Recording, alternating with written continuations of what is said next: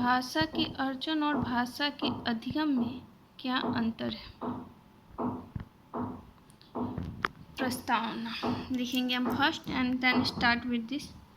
अधिगम का तात्पर्य सीखना होता है, एवं अर्जन का तात्पर्य होता है अर्जित करना।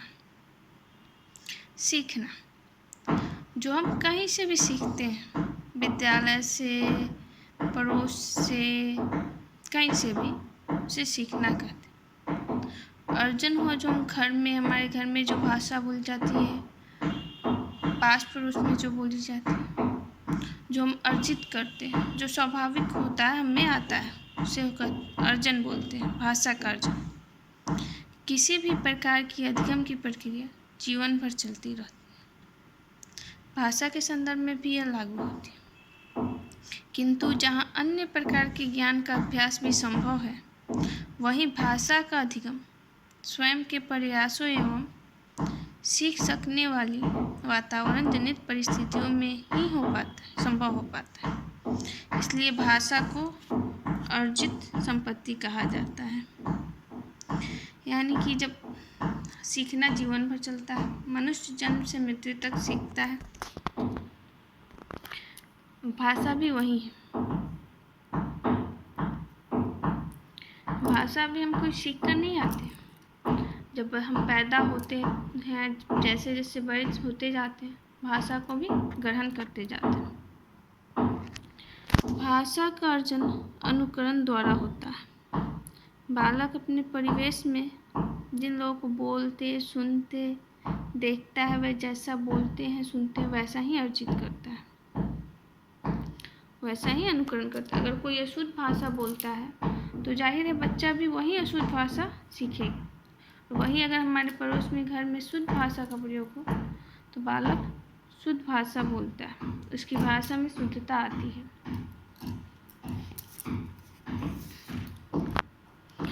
अब आते हैं भाषा का अर्जन एवं भाषा के अधिगम में अंतर।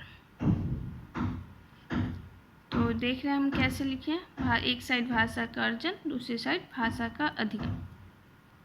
फर्स्ट है, यह एक स्वचालित एवं प्राकृतिक प्रक्रिया है जो सीधे सीधे वातावरण से जुड़ा हुआ है।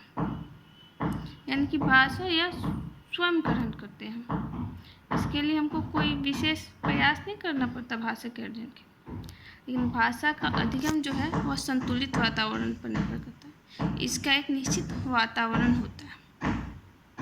सेकेंड है, भाषा का अर्जन स्वाभाविक तथा प्राकृतिक प्रक्रिया है, किंतु भाषा का अधिगम प्रयत्नपूर्ण अधिगम है।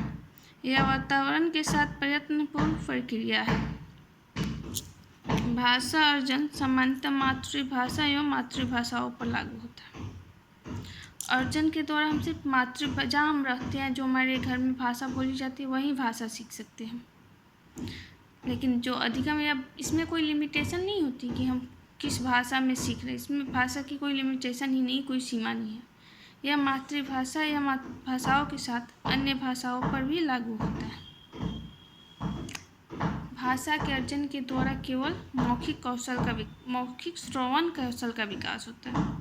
यानी कि हम जो बोल सकते हैं, सुन सकते हैं, बस उन्हीं कौशल का विकास होता है। भाषा के अधिगम में हम बोलने के कौशल के साथ साथ लिखने के कौशल का भी विकास होता है। भाषा का अर्जन एक सहज प्रक्रिया है, वही जो भाषा का अधिगम है जटिल प्रक्रिया। भाषा का अर्जन एक अनौपचारिक प्रक्रिया है, क्योंकि यह परिवार तथा पड़ोस से अर्जित की जाती है। इसमें कोई नियम नहीं होता है कि हाँ इस नियम पे हम सीखेंगे या कुछ। भाषा बालक स्वाभाविक रूप से सीखता है। वही जो अधिगम है उसमें नियम होते हैं, कोशिश करनी पड़ती है। अर्जन में तो हम जो सुनते हैं, देखते हैं, वही सीख लेते हैं। लेकिन भाषा का जो अधिगम है वह नियम पर आधारित होता है। भाषा का अर्जन अनुकरण एवं पुनरावृत्ति पर आधारित है। जैसा कि मैंने बोला, जो हम देखते हैं, जो सुनते हैं, वही हम उन्हीं का अनुकरण करते हैं, वही बोलते हैं। वही भाषा का अधिगम जो है वह नियमों पर आधारित है।